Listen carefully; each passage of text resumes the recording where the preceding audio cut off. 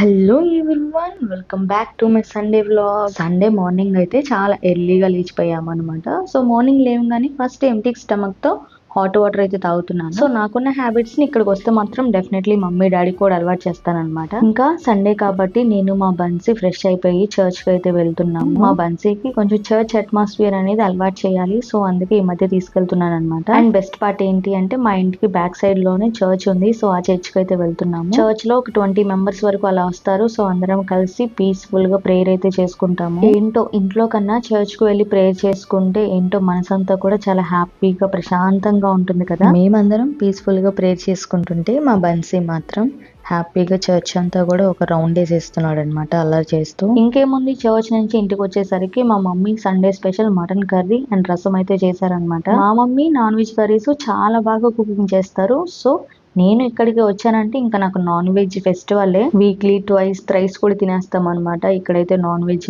అంత బాగా చేస్తారు మమ్మీ. ఇంకా మంచిగా లంచ్ అయితే తినేసి ఒక నాప్ అయితే వేసాను. సో చాలా బాగా రెస్ట్ తీసుకున్నాను అనమాట నేనైతే. ఇంకా లేచి కొంచెం అలా వాకింగ్ చేస్తూ ఉన్నాను. ఇంకా లేజినెస్ పోవడానికి ఒక స్ట్రాంగ్ టీ అయితే పెట్టుకున్నాను అనమాట.